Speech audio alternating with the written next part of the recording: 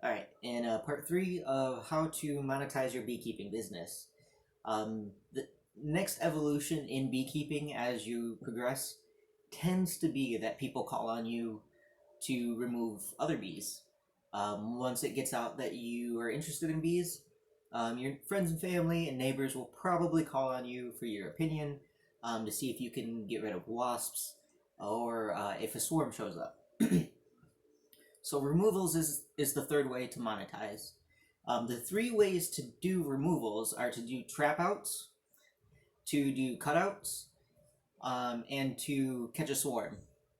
And technically, there's a fourth way to handle wasp and bees or wasp and hornets that are underground.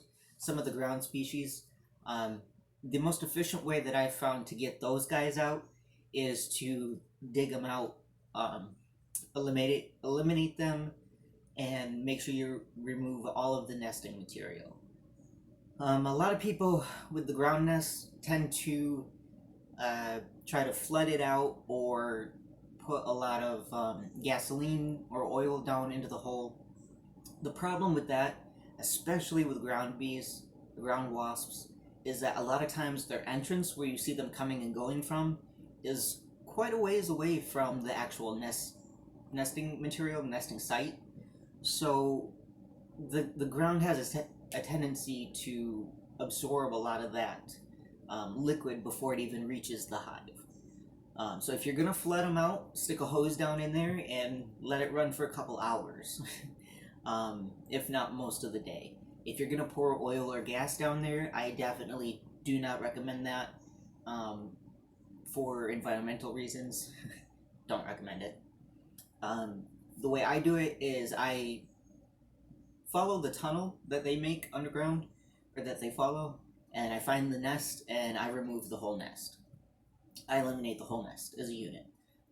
That way, you know for sure that you won't have any stragglers coming back, and they won't be building in there anymore. And that way, too, you can fill in that hole with whatever material and prevent them from getting back there. So, um, the area to look for ground wasps is kind of a looser soil or a rockier soil. Those are the yards that I tend to find have more problems. Doing removals from trees, wasp and hornet nests from trees and off of buildings is one thing that I do as well. It's one way you can monetize. And then working specifically with honeybees and removals, I never really recommend a trap out. I always recommend cutouts. Swarm removals are really easy, typically to collect. You would essentially just shake them or brush them down into a box, get them to accept that box, and you can take them home.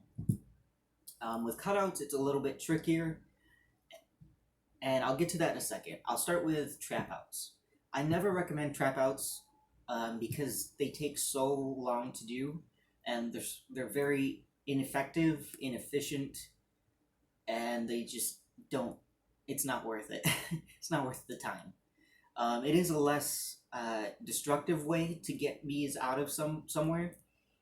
And the only situations that I recommend doing a cut or a trap out is it in a situation or an area where you can do a forced abscond, where you can pump some smoke into their colony, get them to come up and out, and get them out that way.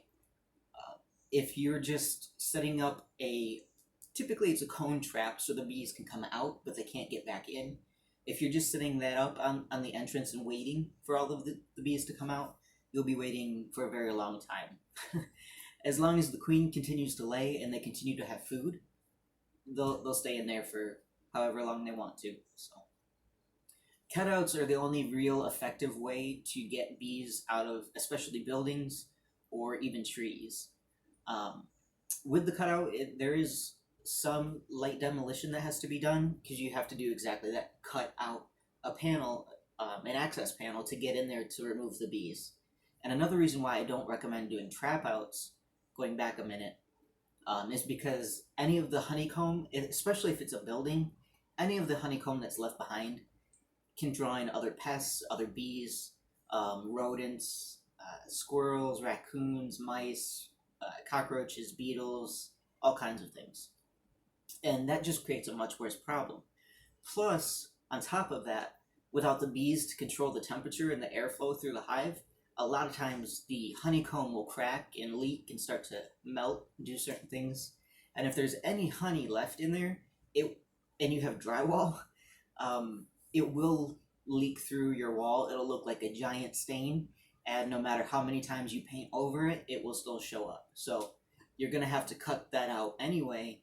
Might as well do it all at once, be efficient, get the bees out there, and save a lot of future headache.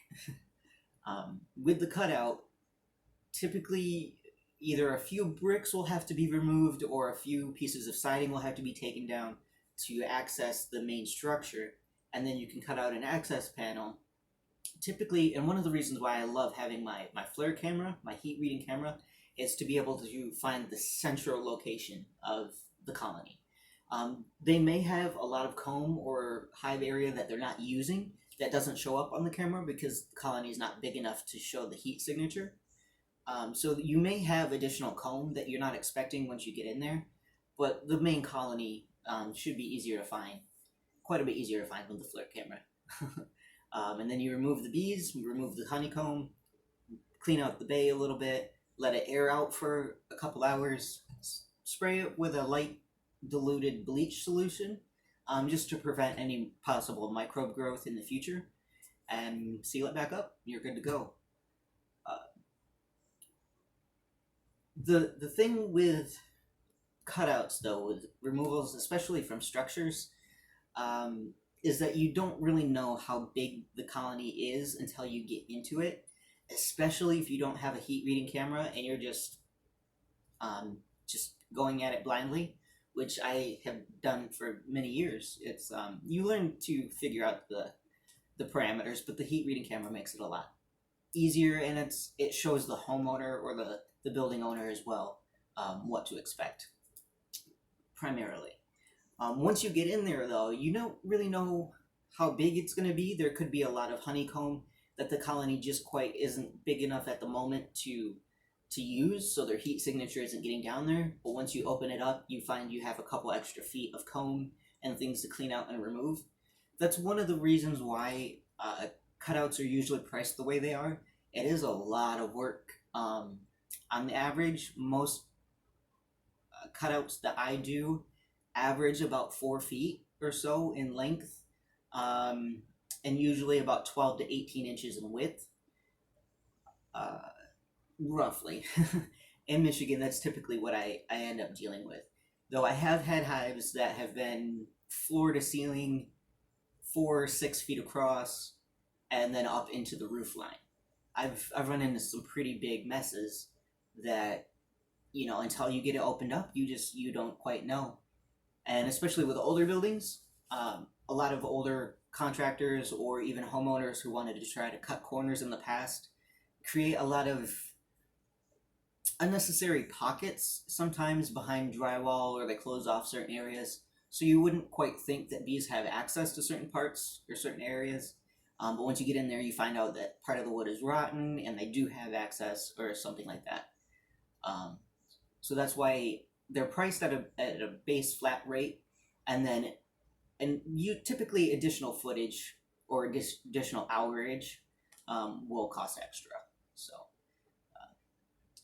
but that is a pretty solid way to monetize once you get into it and you feel more comfortable, and you get the tools to do that. Construction guys have a much better time transitioning